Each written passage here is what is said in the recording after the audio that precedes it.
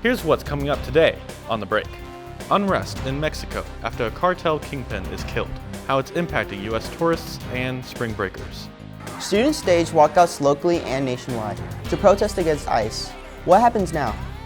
We take a look at a local exhibit showcasing black fraternities and sororities. All this and more coming up on The Break. 3, 2, 1.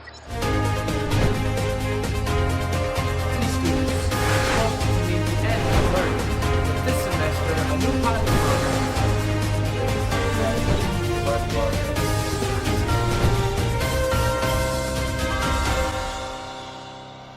Welcome to The Break, South Bend Schools Need to Know News. I'm Cooper Harridan from Riley High School. And I'm Yalitza Sanchez from John Adams High School. Now for our top story. Tourists, including American citizens, remain impacted in parts of Mexico after violent unrest erupted following the killing of Mexico's most wanted cartel leader.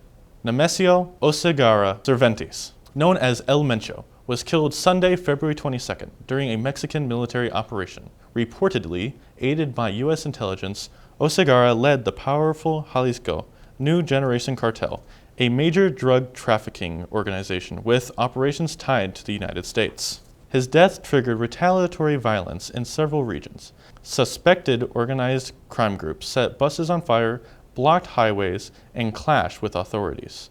The unrest forced some airlines to suspend flights to and from affected cities, leaving some travelers temporarily stranded.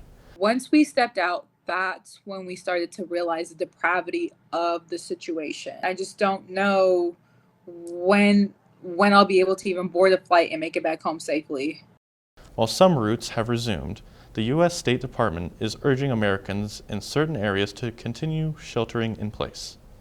With college spring break travel underway, officials are advising students heading to popular destinations like Puerto Vallarta and other resort cities to monitor travel advisories, stay in groups, and follow guidance from U.S. Embassy officials. Authorities say many tourist areas remain heavily secured, but awareness and caution are strongly recommended. In recent weeks, students in South Bend and across Indiana walked out of class as part of a protest focused on immigration enforcement and ICE policies. Even when faced with the possibility of punishment, these students still took to the streets and stood for their beliefs. By voicing their opinions, they accomplished their goal on raising awareness on this persistent issue. Although the temperature was low, their spirits were high, while standing against both the cold and those who opposed their protest. In Austin, Texas, an older man attacked a student-led protest, and in return, these students fought back. Even locally, our students faced backlash, receiving hateful gestures and comments such as, "Why don't you have an American flag?" Yeah! Despite negative reactions from some, they showed how they would not back down from this fight, no matter what.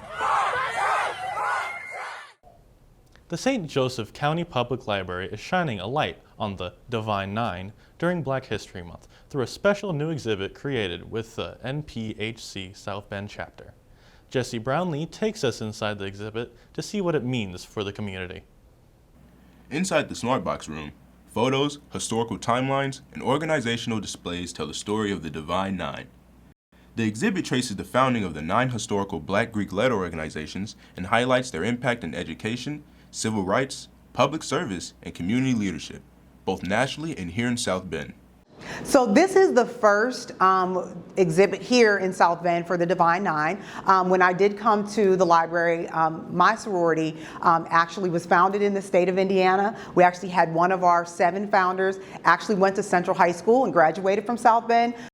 During the opening reception earlier this month, members of the local NPHC South Bend chapter participated in a panel discussion, sharing personal experiences about brotherhood, sisterhood, and a lifelong commitment to service. So it's been up for a couple of weeks. It will be up till the 28th. We are already planning on doing this again next year, so definitely want to do this again. Organizers say the goal is not only to honor history during Black History Month, but to educate the community about the continuing work and influence of these organizations today. For The Break, I'm Jesse Brownlee. Riley dance students recently had the opportunity to learn from the nationally recognized urban bushwoman during a special on-campus masterclass. The Brooklyn-based company, known for blending contemporary dance with cultural storytelling and social themes, worked directly with students on movement, rhythm, and expressive performance. Last week, the Urban Bushwomen took the stage at the University of Notre Dame with their production, This Is a Risk, a theater dance performance featuring live music. South Bend's own October London is back home to perform. Fresh off the release of his new album, October Nights, we caught up with him to talk about his music and what it means to return to where it all began. October London is an R&B singer and songwriter who has many hit songs and albums. He has worked with many popular artists and producers and is also signed to Death Row Records. Throughout his music career, he has been his own master at mixing, engineering, writing, and producing music. He started doing all of his own music through Fruity Loops.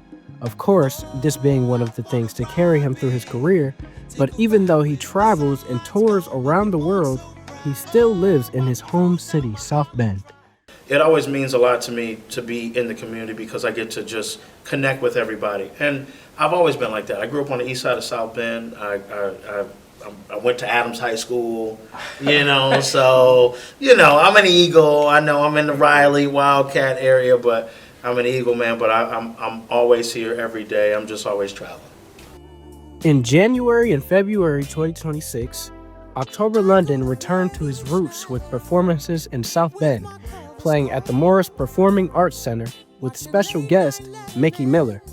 This marked one of his major hometown shows, celebrating his success with the community where he grew up.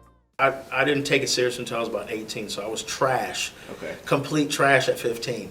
But by 18, I knew a little bit. I was producing on Fruity Loops. I started on Fruity Loops, and then I went from Fruity Loops and I went to Logic. And Logic is I mix, I master, I engineer, I produce, and I write my own stuff. So I do everything. I do it all. I'm even teaching Snoop how to do his own stuff, like how to record himself. Yeah, so I'm teaching him as well, giving him a template. As someone who wants to be in the music business myself, it was great to meet him. You can check out our full interview online soon at www.sbstvradio.org. For The Break, I'm Amari Williams. Have an amazing day. Indiana Vintage Market is back in South Bend Sunday, March 1st at the Elks Lodge. The event begins at noon and runs until 5. However, if you purchase an early bird ticket for $10, you can get it in an hour earlier. Otherwise, tickets are $5 with kids under 12 for free. Congratulations are in order all around. Several members of Riley's class of 2027 were recently named Indiana Rising Stars for their academic achievement, leadership, and dedication. Those students are Macy Howell, Mariah Jackson, Zaire Scales, and Leo Coronado. On February 14th, South Bend schools competed in the regional mock trial competition. While Riley High School did not advance, Leanne Atkins, who served as an attorney on the defense team, earned an Outstanding Attorney Award. John Adams High School teams, Trial and Error and Call It a Quits, did advance to the state championship in Indianapolis, the weekend of March 7th through 8th. In the past, Adams has won 18 state championships and 2 national titles. Congratulations and good luck to the Eagles. John Adams also recently celebrated 5 student athletes signing to continue their academic careers at a college level. Student athletes that signed on Tuesday, February 17th included Trent Williams for golf and Weston Hoke for baseball, both at Bethel University. Kanan Smith for baseball at Adrian College, Jocelyn Jones for soccer at Roosevelt University, and Izzy Davis for cheer at Indiana Tech. Further congratulations go to our own Elijah Young from Washington High School and a member of the SBS-TV crew. Elijah is one of 4 recipients for the Lilly Endowment Community Scholarship. Each scholarship provides full tuition, fees, and up to $900 in book fees. He beat out of 140 applicants from 17 schools. Yalitza Sanchez, also a Washington senior, was recently honored as the DAR Local Chapter Good Citizen Essay winner. The contest, given by the Daughters of the American Revolution, recognizes seniors for their dependability, service, leadership, and patriotism. After having a full spring, followed by another snow dump earlier this week, Mother Nature sure is keeping us on our toes. Spirit Hopkins joins us in the Weather Center for an update on this weekend's forecast. As we head into the weekend, a cold stretch of winter continues across the region. Some of you may have noticed that the sun is peeking out of the clouds. Today, you can expect a rise in temperature with a high of 55 and very calm winds. As night falls, so will the temperature into Saturday, reaching a low of 30. As we head into the weekend, Saturday will be mostly cloudy with a high of 42. It's going to feel chilly all day, so make sure you bundle up. And if you're heading outside, by Saturday night, temperatures drop sharply, around 25, and we could see slight chance of snow showering moving through the area. Moving into Sunday, we'll see a bit more of sunshine, but don't let that fool you. It's going to be even colder. Highs will only reach about 31, with overnight lows dropping into the single digits. And that's your weekend weather update. I'm Spirit Hopkins. Make sure to stay warm, South Bend. High school winter sports are winding down, and the Winter Olympics just ended. Jesse Brownlee and Jacob Wallen bring us the latest in Sports Zone. Thanks, guys. With the season starting to change, winter sports are starting to come to an end. Kicking it off, we have some basketball matchups for the upcoming sectionals. This year's 4A sectional is arguably one of the most competitive draws we've had in years. The first seed, St. Joe, would play whoever wins the game between Adams and Mishawaka, who previously played, and Adams won with a close 76-66 win. Whoever wins the rematch between Penn and Michigan City, with the previous winner being Penn after a strong 81-66 win, will be playing the winner of South Bend, Riley, and LaPorte, who also played each other earlier this year, with Riley dominating with a 70-42 win.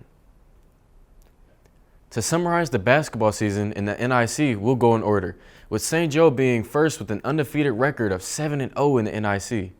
In second, we have the Riley Wildcats, who are close behind with a 6-1 record in the NIC with a key win over Penn. In third is Penn with a 5-2 record, with their only 2 losses being to St. Joe and Riley. Fourth is Mishawaka Marion, who's been stepping it up this year in the NIC with a 4-3 record. Elkhart is fifth with a 3-4 record, and even with an outstanding 13-7 record, the Adams Eagles have been coming up short in the NIC, coming in sixth with a 2-5 record. In seventh, there's the Washington Panthers, who seem to be trying to figure things out as the season goes on. And then last is the New Prairie Cougars, who can't seem to buy themselves a win. The Riley Wildcats are surely heading into the playoffs with high spirits, as they've celebrated their senior night and homecoming this week with a matchup against 8-12 Bowman Academy. Moving aside from basketball, another big winter sport in our area is swim and dive. They have their state championships coming up this weekend, with the qualifiers on Friday, February 27th at 6 p.m. and the finals being on Saturday the 28th at 1 p.m. In international sports news, the Winter Olympics have just concluded and the U.S. had some big wins. Here's Jesse Brownlee with the wrap-up on that. The 2026 Winter Olympic Games in Milan and Cortina wrapped up February 22nd, with the United States turning in one of its strongest performances in recent history. Team USA finished second overall in the medal standings, earning 33 medals, including a record-breaking 12 golds, the most gold medals the country has ever won at a Winter Olympics. American athletes captured gold across a variety of sports, from speed and alpine skiing to figure skating and team events. Michaela Schifrin reached the top of the podium in women's slalom, adding another Olympic title to her storied career. In men's ice hockey, the U.S. delivered one of the game's most dramatic victories, defeating Canada 2-1 in overtime to win its first Olympic hockey gold since 1980. Jack Hughes scored the game winner, and goaltender Connor Hellebuck made 41 saves in the final. On the women's side, Team USA also claimed Olympic gold in hockey, led by veteran captain Hillary Knight in a dominant tournament performance. Other standout moments include historic medals in sports where Team USA hasn't traditionally stood on a podium, capturing attention and making Milano Cortina one of the most successful winter games ever for American athletes. For Sports Zone, I'm Jesse Brownlee. Thank you, Jesse. That'll wrap things up for our Sports Zone. Thank you for watching. Now back to the news desk. Patricia Zarnecki, affectionately known as Miss Pat, recently celebrated her 90th birthday with a party at Washington High School. Miss Pat worked as the high school office secretary for nearly 50 years and a cheer coach before retiring in 2004. She's also an alumnus who graduated in 1954. Despite it being an icy and snowy Saturday, several hundred people came to surround Miss Pat with love, hear a story, or sing the school song. She's a bit of a celebrity around town these days and is recognized in stores, restaurants, and even church. Although she's 90, Miss Pat is always on the go, enough for lunch, shopping, and seeing family. Friends described her as everyone's grandmother, the favorite aunt, and the best neighbor ever. That about wraps it up for this episode of The Break. As always, be sure to hit that subscribe button and tap that bell icon to get notified when we upload a new video. And be sure to follow us on Facebook and Instagram. Tune in to our 24/7 student radio station, WETL 91.7 FM, The Mix. I'm Cooper Harridan. And I'm Eli Benabadraza. Have a great weekend, everyone.